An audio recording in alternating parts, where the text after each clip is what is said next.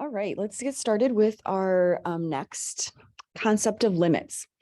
So what I need you to do is to get your books and we need to turn to page 70 for section 1.4. So we're going to work on this first idea of continuity and one-sided limits. So we're just going to take the limit idea and we're going to extend it a little bit. Some of this will make sense. Some of it we've seen before. We're just, like I said, going to extend it to the next concept. So I'm going to kind of read through some things here, but just explain this page in the book. So if you have yours out, then you can see me writing on this and where I'm at, and hopefully this will help as you are trying to study this.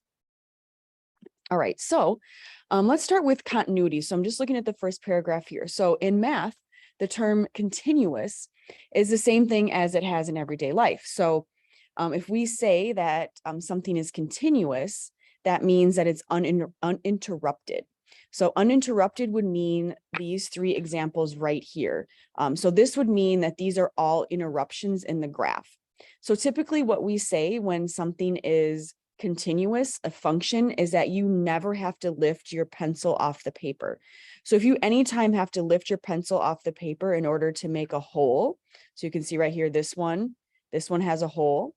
If you have to lift your pencil because you have a jump, or this one also has it has a hole in it here, but also an asymptote is not in here. So anytime that you have to lift your pencil, it would be considered not continuous. So it's not a continuous graph.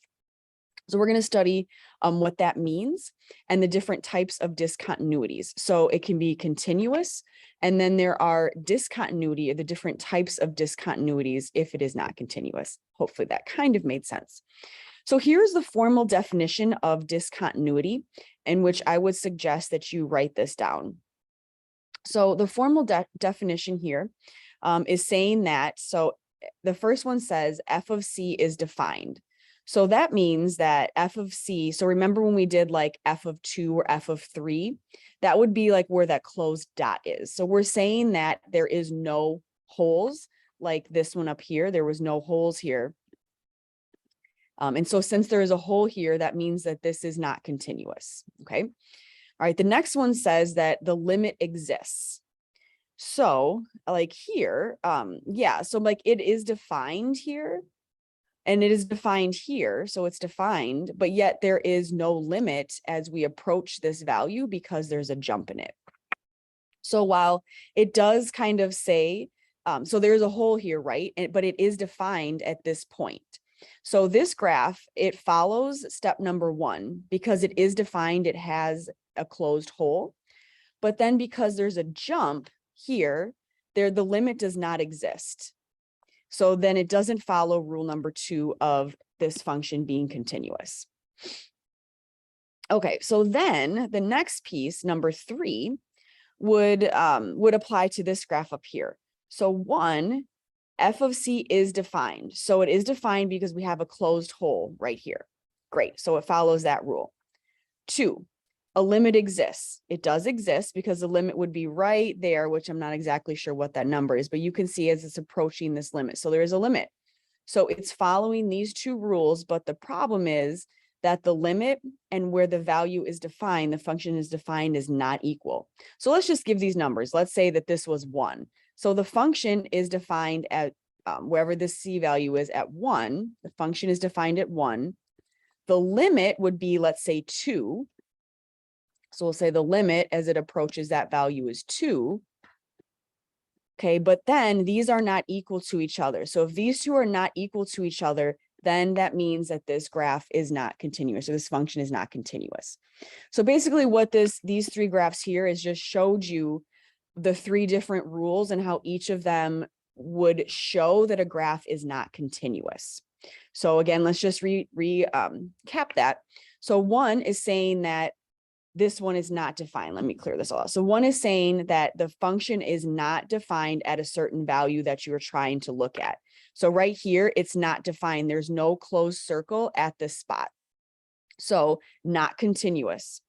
Number 2, according to the definition. So now this graph, it is defined. We have a closed circle, but there's not a limit as we approach this value because we have this jump. So not continuous. Now this one, graph number 3, it follows rule 1 and 2. We have a definition here. It's defined at this closed circle. It has a limit at the function right here, but they're not equal to each other. So in order for it to be continuous, all 3 of these things have to happen. So we have to have a value of the function at every point. The limit has to exist at every point. And then finally, the limit and the function value have to be the same in order for it to be continuous. Okay, so there's a formal definition of continuity. I would definitely get that in your notes, as we'll be using that a little bit later. All right, let me move on to the next page. All right. All right, so let's move on to page number 71. And we're going to see now, well, what is this going to look like when I actually have to do an example problem? Oh, wait, we have one more thing to cover up here. Are the types of discontinuities. Okay, so one, we just defined what continuity means. Now, if we don't have continuity, what types of discontinuity do we have? So over here, we have 3 examples of the types of discontinuity that we might have. Let me try to make this bigger for you.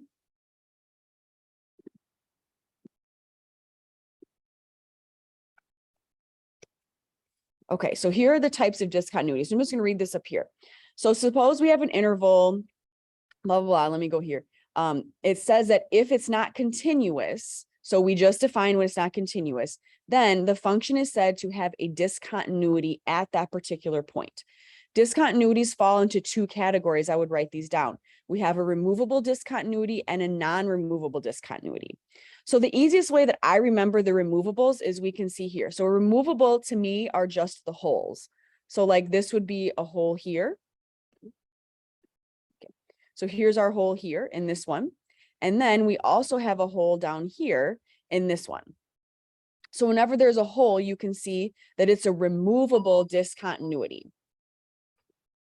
Now, a non-removable discontinuity would be something like this, a jump.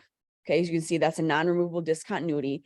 And then also the asymptotes, which we don't have an example here of the asymptote, but if there was an asymptote, that is also a non-removable discontinuity. So your removables are when you have holes.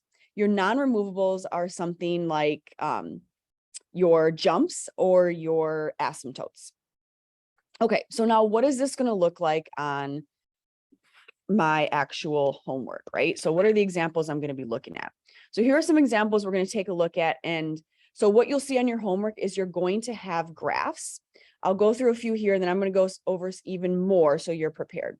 So here's just the book example. So here are 4 graphs, and then it says just discuss the continuity of each graph. So they graph them down here at the bottom. And so we can discuss what's happening here. So as I mentioned before, here is 1 over x. So this is the graph of 1 over x. So right away, you can tell you have 2 graphs here in one function. So 2 pieces to this function. So since you had to pick up your paper, this is not a continuous graph. This is not a continuous function. There's a discontinuity. So now we need to determine what type of discontinuity do we have. Do we have a removable or a non-removable? And so I told you before that if you have an asymptote or a jump, you're going to have a non-removable. This one has an asymptote. It doesn't show you, but there's an asymptote right here at 0. So it says right here in your answer, if you were to describe this graph, that we have a non-removable discontinuity, that's your asymptote, and it's at x equals 0. Okay. Now let's go on to the second one. So the second one is our graph of x squared minus 1 over x minus 1. So question is, do we have continuity? No, we do not have continuity because there is a hole right here. There's a hole in the graph. So that means you had to pick up your pencil at some point. So it is discontinuous, but it's removable this time. Holes are removable. And so it is a removable discontinuity at x equals 1. Okay, let's keep going. So now our third graph down here, this is a piecewise function here at x plus 1 and x squared plus 1. So as you can see here, you did not have to pick up your pen or pencil at all in order to graph this. There's no holes, no jumps, no asymptotes, nothing. So this would be a continuous function. It's continuous on the entire real number line. So that's what you would say. This is a continuous function. There is no discontinuity. Okay, now the last one would be the sine graph. And so the sine of x, again, there is no holes, no jumps, no asymptotes. So this would be continuous on the entire real number line. There is no discontinuities or removable, non-removable. Now, if I were to show you the tangent graph, that would be a different scenario, right? Because there are asymptotes. So that function, the tangent graph, would be discontinuous, or it'd be there would be a discontinuity. Okay, so next, what we're going to do is we are going to talk about this idea of one-sided limits. So we just talked about the continuity of a function. So now let's talk about, because on the title of this section, it says continuity and one-sided limits. So we're going to talk about this idea of continuity from different angles of the graph to determine the overall continuity of the function, as well as the overall limit of the function. So what I want you to do, this is not in the book. I mean, it is in the book, but it's not in this section. So I'm going to have you turn to page, let me get to my page here. This is on page 55. So I want you to turn to page 55, and we're going to examine a few of these graphs and show you more exactly of what you might see on your homework. All right, so we're going to look at number 15. And then we're going to talk about, again, what it's going to look like and what this has to do with the continuous versus the discontinuous.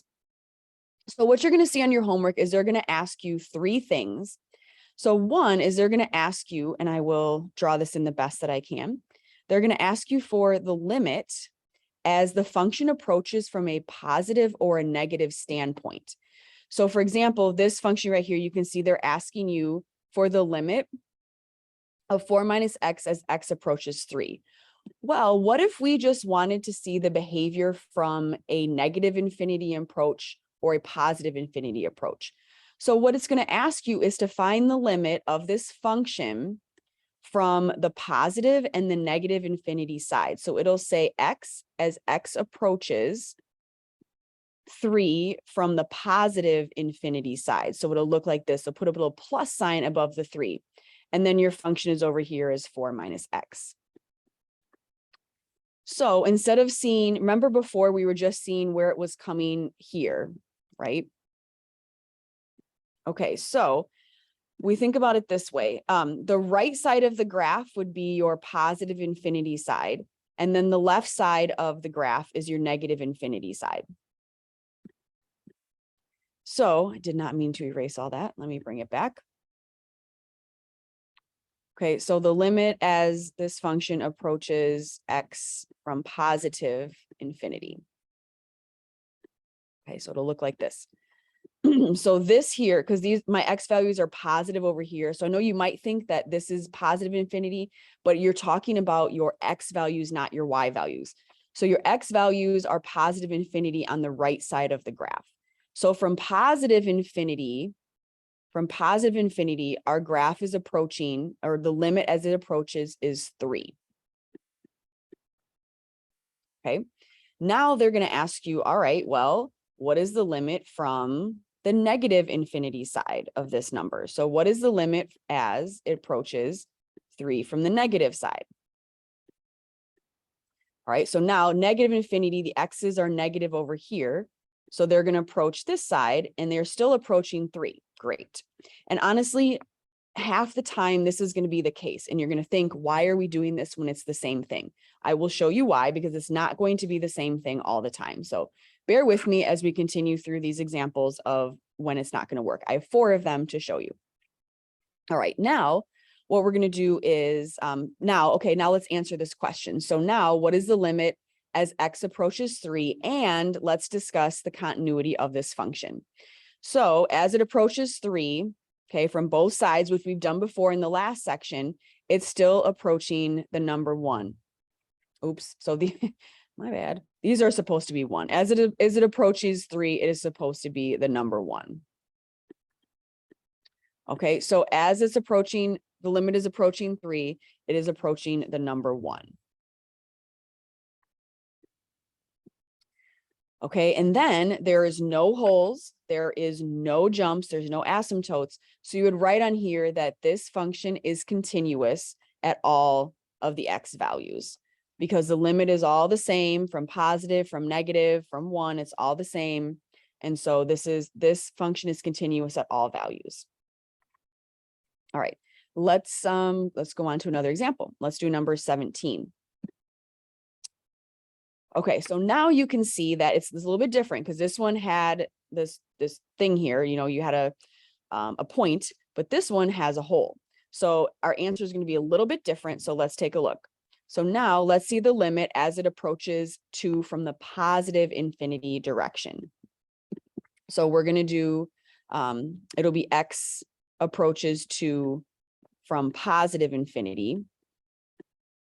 Okay, so as it approaches 2 from positive infinity, we are approaching the value of 2. Okay, as x is approaching from its negative 2, so it'll be 2, and then they'll put a little negative sign up here, it is still approaching 2. And then lastly, what is the answer to this question? As it approaches 2, well, they're still approaching the limit of 2.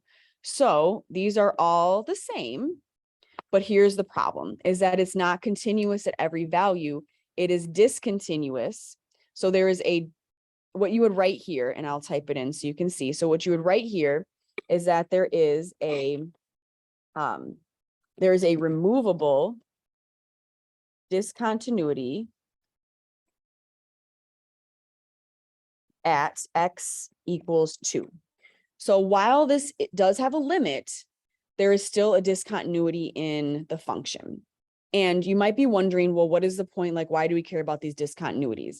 I will explain that definitely in the next class. The point is that you can't do a calculus problem unless you have a continuous interval. So if you have any discontinuities in your graph, you can't run calculus. You just can't do calculus. So that's what we're kind of focusing on this section is how do we know if we can even do a calculus problem on these graphs? And if they have any discontinuities, we cannot do a calculus problem. It's not defined. Okay, so again, what you would put here for this answer is, while the limit is all the same, there is a removable discontinuity at x equals 2. So that means we could not perform a calculus problem at while it's approaching 2, because it is not defined there. Okay, let's go on to one more, or actually we got 2 more. So let's move on to number 19. Okay, looking at this graph, now we have a jump. Okay, so now we have a jump. So this is going to change things. So let's see what is happening from from positive. So we're looking at the limit as x approaches 2 from the positive side. Okay, so positive x's are coming from here. So as it approaches from the positive side, our value as it approaches 2 is a positive 1. It's approaching positive 1. Now, as it's approaching the negative side, so 2 from the negative side, so here's the negative side, as I'm approaching, it's approaching negative 1. So see here, these limits are not the same. So already, since we don't have the same limit, we know this is not continuous. But we know this obviously by looking at the graph that there's a jump, so there's a discontinuity. All right, because then as we do the limit as it approaches just 2, there is a hole. So that means that the limit does not exist. So what I'm going to do is start writing this. So as it approaches 2, and if it does not exist, we're going to write DNE, which means does not exist. So a nice little way, instead of saying undefined or whatever, we're going to write DNE for does not exist. So as you can see, these are all 3 different. Now, why does it not exist? Because what you would write here then, the reason why it does not exist, because on your homework, they're going to ask you to discuss the continuity. And so when you're discussing the continuity, what you would say is, okay, you would say that there is a non-removable discontinuity at x equals 2. Okay, so a removable discontinuity at x equals 2. Because again, that's what we're looking at. We're looking at the 2. It is not removable, unlike the other one that had the point. Hole or jumps are non-removable discontinuities. Okay, so there's an example of where we have different values approaching the positive and negative direction. but then overall the limit does not exist. And that's why, because if you have different values from positive and negative, you're going to have the overall limit not exist. Okay, let's do one more. Let's check out number 20 right next to it. Because now here's an asymptote. So let's look at an asymptote example. So let's start by looking at what it is looking like as the limit approaches 5 from the positive side. Okay, so this is an interesting one. So 5 from the positive side. So here we come from the positive side. Ooh, what's happening? So as this is approaching positive, look, it's not stopping anywhere. The rest of the time it was stopping at a certain position or a certain hole. This one is not stopping. It's shooting back up where? It's shooting to infinity, positive infinity specifically. So the limit as 5 approaches the positive side is positive infinity. You don't have to write positive infinity, because if you just write infinity, it's implied as positive. I just always do it because that's just me. Well, you can just write infinity. So as it's coming from the positive direction, it is approaching positive infinity. All right, how about as x is approaching 5 from the negative side? So here it is approaching from the negative side. As it approaches my graph, it's shooting downward and it's going on to negative infinity. So our limit as it's 5 is approaching from the negative side of the graph is going to be negative infinity. All right, so obviously we can see the limits as it's approaching the left and the right are not equal. So that means we clearly do not have a continuous function here. It is does not exist, the last one. So the limit as 5 or x approaches 5 does not exist. So we can write that DNE does not exist. And then we need to describe it. So how we would describe it is this in here. So we would describe it as a non-removable, because remember the removables are just when we have a hole. Any jumps or asymptotes are non-removable. So a non-removable discontinuity at x equals 5 this time, because that's where my asymptote is at 5. Okay, so homework for this evening, which I will tell you in class as well, but homework for this evening is you are going to do the same thing that I just showed you on this page, but you're going to do it in section 1.4, which is page 79, and you're going to do numbers 1 through 6. So you're going to do the same process I just did, and it'll explain it. So you're going to tell me what is the limit as it approaches from positive, whatever the value is positive, what is it as it approaches the x values from negative, and then what is the overall limit of the entire function. And then finally is to discuss the continuity of the function. Is it continuous at all values? Is it discontinuous? If it is discontinuous, is it a removable or a non-removable discontinuity? And where does it exist?